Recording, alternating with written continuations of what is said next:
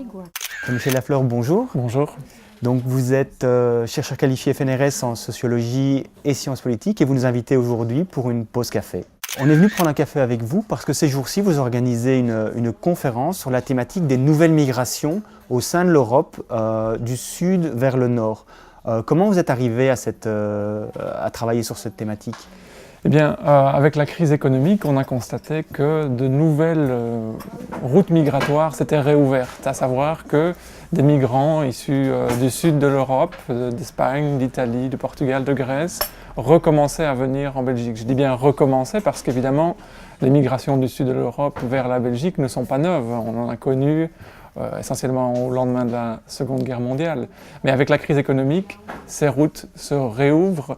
À quel point, quelle est l'ampleur de ce nouveau phénomène migratoire ? Ce qu'il faut dire tout d'abord, c'est que seule une minorité de citoyens européens sont mobiles. Seule une minorité de citoyens européens vivent dans un autre pays que leur pays de nationalité.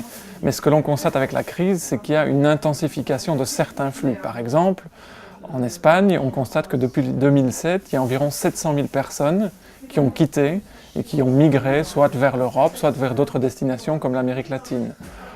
Au Portugal, les flux des Portugais vers la Belgique, par exemple, ont doublé depuis le début de la crise économique. Même chose pour la Grèce, par exemple. Donc le phénomène de migration du sud vers le nord de l'Europe s'est intensifié avec la crise. Et qui migre en fait ? Quel est le profil des citoyens européens qui décident de migrer du sud vers le nord ? Alors, le profil des migrants du Sud a changé par rapport à ce qu'on a connu en Belgique historiquement, de migrants italiens qui venaient travailler dans la sidérurgie ou dans les mines. Aujourd'hui, le profil il est plutôt très jeune. Par exemple, 50% des Espagnols qui se déplacent ont seulement 25 ans ou moins. La même chose pour les Portugais qui sont également très très jeunes, 50% ont moins de 29 ans. Et la plupart d'entre eux ont également de hauts niveaux de qualification. Ils sont souvent universitaires. À titre d'exemple encore, l'Italie a perdu 400 000 diplômés universitaires en moins de 10 ans. Donc on a affaire à une migration, une mobilité de personnes relativement qualifiées. Quand on voit le climat social aujourd'hui en Belgique, on n'a pas l'impression que c'est une destination rêvée. Est-ce que la Belgique est un pays de migration privilégié par ces populations espagnoles, italiennes, grecques, portugaises ? Il y a différentes raisons qui font que la Belgique peut être un pays attractif. Il y a encore certaines niches dans le marché de l'emploi belge, par exemple dans le secteur de la construction ou le secteur Horeca. Il y a aussi le fait, par exemple pour Bruxelles, que Bruxelles est une ville internationale qui attire des personnes qui veulent travailler dans les institutions européennes ou toutes les organisations qui gravitent autour. Tout cela attire un public relativement qualifié, évidemment. Mais il faut souligner qu'évidemment, toutes les personnes précaires du sud de l'Europe ne se déplacent pas vers le nord de l'Europe. Beaucoup de personnes du sud n'ont pas les capacités de pouvoir se déplacer, soit qu'ils n'ont pas le capital nécessaire pour pouvoir payer l'avion, payer les premières semaines d'installation en Belgique, ou qu'ils ne parlent pas les langues nécessaires pour trouver un emploi en Belgique ou en Allemagne. Donc ce n'est pas une stratégie, la mobilité, qui est accessible à tout le monde en Europe, bien entendu. Est-ce que tous les pays du nord de l'Europe ont la même réaction par rapport à ce nouveau phénomène ? Est-ce que la Belgique se positionne de la même façon que ses voisines, que peuvent être l'Allemagne ou le Royaume-Uni par exemple ? Bon, la nouvelle mobilité liée à la crise est un sujet controversé dans plus ou moins toute l'Europe, mais il y a des pays quand même qui ont des attitudes plus ouvertes que d'autres. Par exemple, l'Allemagne a mis sur pied un programme de recrutement qui offre des stages, des milliers de stages et de formations linguistiques à des jeunes ingénieurs espagnols. Le but étant évidemment, entre guillemets, de profiter de la crise économique pour recruter des personnes très, très qualifiées vers le marché de l'emploi allemand. La Belgique, en revanche, a une attitude plus frileuse, je dirais. La Belgique, depuis le début de la crise particulièrement, a vraiment mis en place une politique de contrôle très fort à l'égard des nouveaux migrants européens. C'est-à-dire que tout migrant européen qui ferait usage de l'aide sociale pour une période un peu trop longue aux yeux des autorités belges va faire l'objet d'une mesure d'expulsion. Donc ce que l'on observe depuis 2008, c'est une croissance exponentielle du nombre de citoyens européens qui reçoivent des ordres de quitter le territoire simplement parce qu'ils ont fait usage des CPAS pour faire face à une dépense de santé ou qu'ils travaillent sur des contrats précaires subsidiés par des CPAS. Ça, c'est quelque chose dont on a beaucoup parlé dans les médias il y a quelque temps, hein, notamment à l'égard de Français qui recevaient un ordre de quitter le territoire, ce qui a surpris beaucoup de monde à l'époque. Cette mesure, elle est légale, enfin, elle a l'air d'être tellement parachutée qu'on est tous surpris. Elle est légale? La Belgique se base sur une directive européenne qui autorise à délivrer des ordres de quitter le territoire à des citoyens européens qui représenteraient une charge déraisonnable pour la sécurité sociale belge. La Belgique fait une interprétation relativement stricte de cette directive et surtout fait une interprétation relativement automatique. Je le disais, il y a des personnes qui, bien qu'elles aient travaillé en Belgique, se retrouvent dans des situations par exemple de maladie et doivent faire face à des factures d'hôpital qu'elles ne peuvent payer. Eh bien, si elles ont le malheur de faire appel à une aide sociale pour pouvoir payer ces factures, il y a fort à parier qu'elles vont se retrouver avec un ordre de quitter le territoire au-dessus de leur tête pour cette raison. Et qu'est-ce qui leur arrive à partir de ce moment-là? Ils ne Curieusement, sont pas rapatriés en charter comme Sarkozy faisait avec les Roms, j'imagine. Curieusement, évidemment, la Belgique dit explicitement que certes, nous délivrons des ordres de quitter le territoire, mais nous ne les appliquons pas.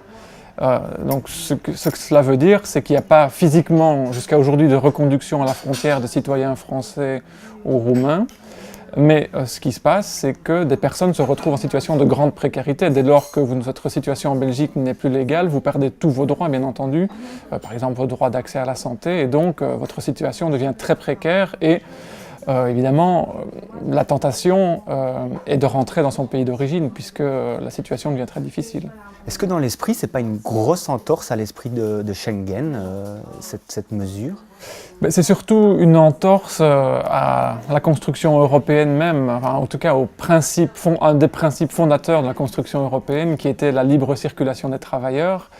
Et si même il y a une disposition légale sur laquelle on se base avec cette pratique d'expulsion, on doit quand même souligner le fait que c'est contraire à l'esprit des traités qui voulaient justement que l'Europe se construise sur la mobilité des travailleurs.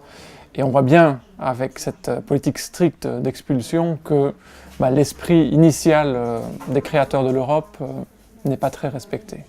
Alors cette nouvelle migration qui date donc de 2008 plus ou moins, qui a maintenant donc quelques années, quelles conséquences elle a sur notre pays, sur notre société ici?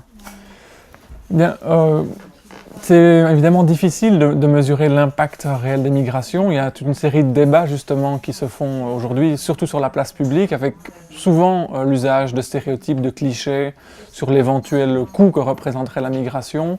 On insiste beaucoup moins en général sur les bénéfices générés par la migration en termes de richesse produite, d'impôts payés, etc., etc. Mais l'impact que l'on voit surtout en Belgique, c'est une diversification de la population étrangère. C'est le fait que des migrations qui étaient vieillissantes, comme la migration italienne, se voient régénérer en Belgique. On voit de nouveaux jeunes Italiens arriver en Belgique. Donc on voit finalement une diversification des profils avec la crise économique.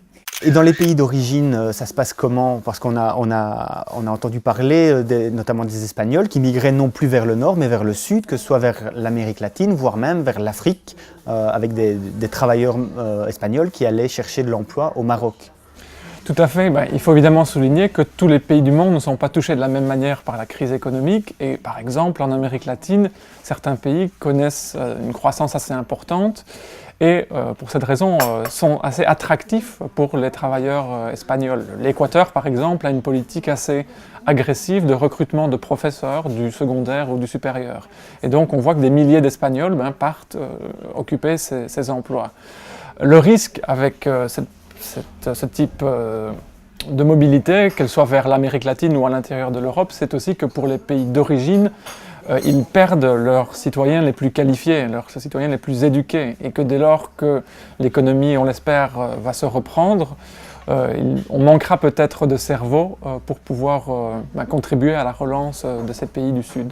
La roue tourne un peu, non? À l'époque, c'était plutôt l'inverse, c'était l'Amérique latine et l'Afrique qui voyaient leur cerveau fuir. Maintenant, ce serait l'Europe qui se verrait, leurs plus éminents diplômés, aller chercher de l'emploi ailleurs? D'une certaine manière, oui, mais n'oublions pas non plus que dans la longue histoire des migrations, il y a toujours eu des mouvements dans différentes directions. Les Espagnols sont ceux qui ont peuplé en bonne partie l'Amérique latine. Puis les migrations durant les années 2000 ont eu surtout lieu de l'Amérique latine vers l'Espagne. Aujourd'hui, je le disais, on a à nouveau des migrations espagnoles vers l'Amérique latine. Donc finalement, c'est exemplatif du fait que les situations peuvent changer, effectivement la roue tourne, mais ça va dans différentes directions, à différentes époques et à différents moments de la conjoncture économique. Vous avez spécifié tout à l'heure qu'il était difficile d'évaluer les conséquences des flux migratoires. On imagine aussi qu'il est difficile de travailler sur ces questions. Vous êtes chercheur, quelles sont les méthodes que vous employez pour étudier les flux migratoires ? Effectivement, les thématiques des migrations et des mobilités sont assez difficiles à travailler, particulièrement au sein de l'Union européenne où on a des mobilités qui sont parfois de très courte durée, où on a des citoyens européens qui viennent pour quelques semaines tenter leur chance, puis qui repartent, puis qui reviennent. Ces citoyens-là, on ne peut pas vraiment les capter dans les statistiques. Donc bien que nous travaillons sur les registres de population, les grandes enquêtes européennes, parfois, une partie de la mobilité européenne, on ne peut pas la capturer par rapport à avec ces bases de données. Donc ce que nous faisons, c'est aussi un travail plus qualitatif de rencontres avec ces migrants, de rencontres avec des associations qui travaillent avec elles, pour pouvoir vraiment comprendre les mécanismes plus subtils de cette migration qu'on ne peut pas toujours évidemment capturer avec les études statistiques. Vous venez de l'évoquer, on a l'image de la migration, de la famille qui s'en va, qui prend un bateau pour traverser la Méditerranée, qui arrive avec tous leurs bagages pour s'installer et tenter leur chance en Europe. Ce n'est pas uniquement ça la migration, il y a des migrations qui n'ont pas nécessairement l'intention d'être permanentes.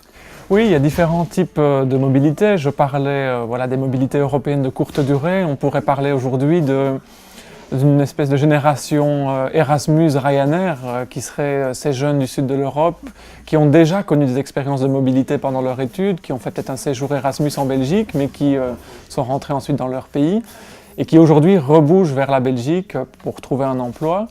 Mais ce ne sont pas nécessairement des migrants qui viennent avec l'intention de s'installer durablement en Belgique. Ils vont peut-être y rester quelques mois, quelques années pour un stage, pour un job de courte durée. Donc ça, c'est un phénomène. Un autre phénomène, c'est aussi les travailleurs détachés, dont on parle beaucoup dans la presse belge ces dernières semaines, à savoir ces personnes qui viennent travailler pour quelques semaines, quelques mois sur des chantiers en Belgique, qui n'ont aussi pas l'intention de s'installer en Belgique et qui viennent avec des contrats établis dans leur pays d'origine et qui travaillent sur des chantiers de construction en Belgique. Vous avez évoqué tout à l'heure la question des droits sociaux dont bénéficiaient les migrants en Belgique ou ne bénéficiaient plus suivant qu'ils avaient été jugés comme un poids trop important pour le système social belge. Qu'en est-il dans l'autre sens quand les Belges migrent, que ce soit à la pension vers l'Espagne ou la Provence, comme c'est souvent le cas, ou quand c'est professionnellement, il y a beaucoup de médecins ou de kinés belges qui vont trouver de l'emploi en France. Comment ça se passe pour eux? Est-ce que les pays étrangers pratiquent une politique aussi stricte que la Belgique aujourd'hui ou est-ce qu'ils sont plus souples? Vous faites bien de souligner qu'effectivement il y a aussi une émigration belge. Alors certes, la crise n'a pas frappé aussi fort ici qu'ailleurs, mais malgré tout on voit qu'au fil des ans, la mobilité des Belges augmente aussi. Alors essentiellement vers les pays limitrophes, France, Pays-Bas, Allemagne, mais aussi Royaume-Uni, États-Unis. Et donc, en ce qui concerne la mobilité des Belges au sein de l'Union européenne, il y a toute une série d'accords, de directives européennes qui facilitent cette mobilité. Par exemple, pour la possibilité de bénéficier de soins médicaux quand on part à l'étranger et qu'on reste dans l'Union européenne. Mais il faut souligner que, évidemment, la Belgique, et c'est particulièrement les pensionnés belges qui partent en Espagne ou dans le sud de la France, peuvent être aussi des charges pour les systèmes sociaux de leur pays de résidence. Alors bien entendu, ce n'est peut-être pas aussi polémique parce que parfois une partie de cette population est privilégiée, donc ne fait pas appel aux mécanismes de solidarité français ou espagnol, mais je pense qu'il est intéressant de souligner que les aides sociales vont dans différentes directions et que des Belges vivant à l'étranger bénéficient aussi de l'État-providence français, espagnol, allemand, néerlandais. Pour conclure, j'aimerais vous demander vers quoi ça va tout ça. Est-ce que cette crise finalement de 2008, elle va redessiner un petit peu les flux migratoires en Europe, ou comme vous l'avez dit, les flux migratoires ça a toujours existé et dans tous les sens, et donc finalement ce n'est qu'une étape parmi d'autres? Je crois qu'évidemment, on ne va jamais vraiment revenir à la situation antérieure à la crise. On voit qu'avec cette crise économique, le projet européen est fortement mis à mal. Le principe même de libre circulation est remis en question. Dans les années à venir, il va y avoir des débats cruciaux sur l'avenir de cette libre circulation. Soit on va passer vers un modèle plus protectionniste, où on va chacun se replier sur soi et tenter de limiter les flux, soit on va assumer cette mobilité européenne et tenter de mettre en œuvre des mécanismes qui peuvent régler certains problèmes à la marge, comme ceux par exemple des travailleurs détachés dont je parlais. Donc là, il y a vraiment un défi pour l'Union européenne, parce que si on ne règle pas ces questions de mobilité, et si l'on s'attaque à ce principe de la libre circulation, c'est tout le projet même de la construction européenne qui risque d'être mis à mal. Merci Jean-Michel Lafleur et merci pour le café. Je vous en prie.